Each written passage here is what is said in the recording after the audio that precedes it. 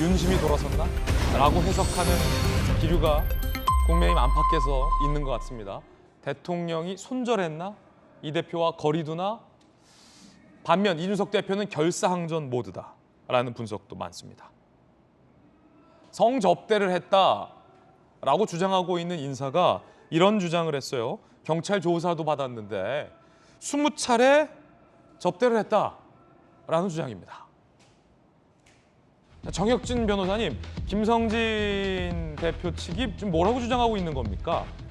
그게 이제 뭐 한두 차례가 아니고 수십 차례, 20여 차례 이렇게 접대를 받았다라고 하는데, 그러니까 이준석 대표 입장에서는 굉장히 난감한 상황이죠. 왜냐하면 첫 번째 향응 접대를 받았다. 그런데 그 향응 접대가 그냥 뭐 밥 먹고 술 마시고 이 정도에서 끝나는 게 아니라 성접대일 가능성이 높아지는 것처럼 보이는 거고, 예. 거기에다가 또 이준석 대표의 그 행동이 조금 이상한 행동이 있었단 말이죠. 그 무마하려는 노력, 그리고 그 와중에서 7억 원이라고 하는 아주 큰 돈이 뭐 약속이 되고 그런 것들이 있기 때문에 이준석 대표한테는 굉장히 난감한 상황이었는데, 네. 그런데 그 김모 대표 접대를 했다라고 하는 그 사람의 진술이 어제 있었는데 굉장히 구체적이었다고 해요.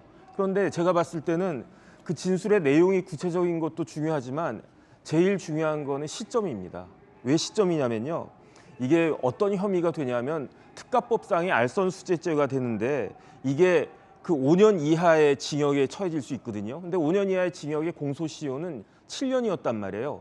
그래서 처음에는 2013년이라고 했을 때는 7년 해봤자 2020년이면 끝났으니까 이제 공소시효 다 지난 거네. 그래서 법적인 책임까지는, 형사법적인 책임까지는 없겠구나라고 했는데, 어제 그 김 대표가 뭐라고 이야기했냐면은 20여 차례, 그게 맨 마지막은 2016년까지. 그렇다라고 하면은 아직 공소시효가 남아있을 수도 있겠다, 이런 그 내용이 되기 때문에 이게 상당히 의미가 있고 중요한 진술이 아니었나. 지금 보도에 따르면 성상납 의혹 관련해서 당시 구체적 정황과 장소, 여성의 신상과 진술, 대전에서의 일정표, 의전 담당 직원끼리 나눈 메시지, 업소 카드 결제 및 환불 내역 등등에 대해서 뭐 근거가 있다라고 주장을 하고 있는 것 같은데, 이 정도면 정혁진 변호사님께서 보시기에는 구체적인 편이라고 볼 수 있겠습니까? 굉장히 그 돈을 줬다라고 하는, 향응을 제공했다라고 한 사람의 어떻게 보면은 뭐 그 자진해서 하는 이야기니까, 자발적인 진술이니까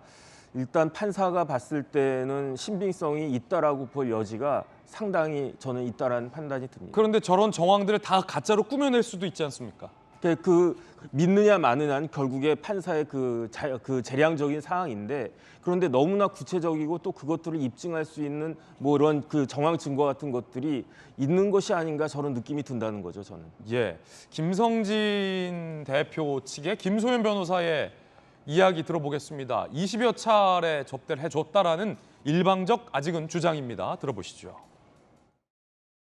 대통령을 모실 수 있는 방법에 대해서 그럼 네가 좀 생각을 해봐라, 방법이 있느냐 했더니 2명의 사람을 들이대면서 어떤 사람을 통해서 자기가 어떻게 힘을 써보겠다, 도와줄 수 있다라고 표현을 했고, 2명 중 1명은 형님처럼 모시는 국회의원이라고 했고, 1명은 기업가더라고요.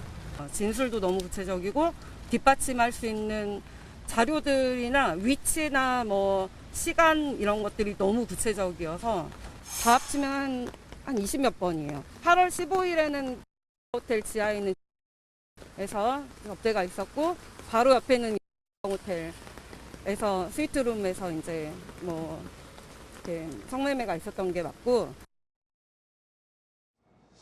해당 김성진 대표 측 김소연 변호사는 뭐 8월 15일에 어느 호텔을 뭐 굉장히 나열을 하고 있습니다. 연결고리는 박근혜 당시 대통령과의 연결이다.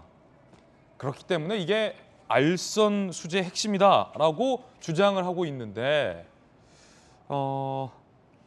당시 박근혜 전 대통령이 김성진 대표가 있는 아이 카이스트에 방문을 했던 영상이 남아 있습니다. 함께 보겠습니다. 자, 지금 감옥에 가 있는 김성진 대표가 뭐 2013년 당시에 뭐 열심히 뭔가를 설명하고 있는데, 11월이죠. 그러니까 뭐 여러 접대가 있었다라는 시점들이 나오는 한참 뒤죠. 그런 어떤 접대 의혹 뒤에 실제 박근혜 전 대통령과의 만남이 이루어졌어요. 그런데 아까 그 김소연 변호사의 주장에 따르면 이 대표가 형님처럼 생각하는 친한 국회의원에게 말해서 박 전 대통령과의 연결을 힘써보겠다라는 주장. 물론 아직은 일방적인 주장에 불과합니다.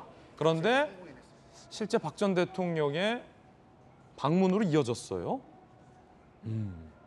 김병미 대변인님, 예. 진실을 좀 아십니까? 알 수가 없죠. 다만 이제 2013년도에 있었던 일들이고 이준석 대표는 대통령에 당선되고 난 다음 박근혜 전 대통령과 만난 적이 없다고 얘기를 하고 있습니다. 저는 그런 이준석 대표의 말은 사실일 것으로 보이거든요. 당선되고 난 다음 박 전 대통령과 이 대표 간의 관계가 돈독하진 않았습니까? 예.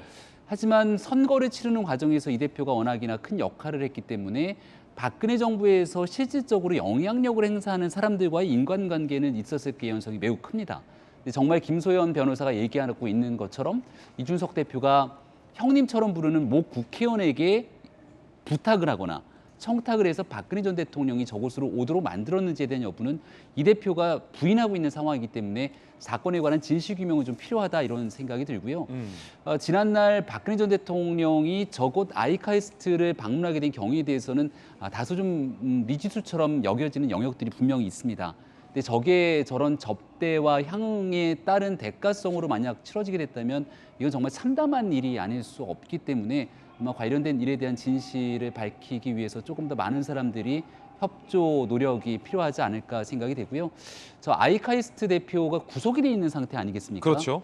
참고인 조사를 받고 여러 많은 얘기들을 쏟아내고 있는 것 같은데 이준석 대표는 지금 현재 이게 다 100% 사실이 아닐 가능성이 있다고 다소 좀 뒤로 물러서고 있지만 정확하게 그날 등에 대한 진실에 대해서 더 적극적인 항변이 있지는 않은 상태입니다. 여러모로 국민의힘이라고 하는 지금 집권당의 대표가 이런 일들이 휘말려 있는 상태여서 굉장히 좀 당이 걱정과 우려 섞인 시선으로 많은 분들께서 이 내용을 바라보는 것 같아서 매우 안타깝습니다.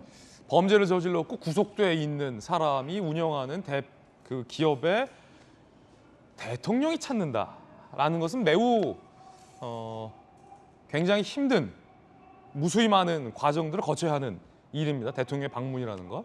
물론 일방적인 원사이드 주장이다라는 말씀 계속 거듭드리고 이 대표는 강하게 부인하고 있습니다.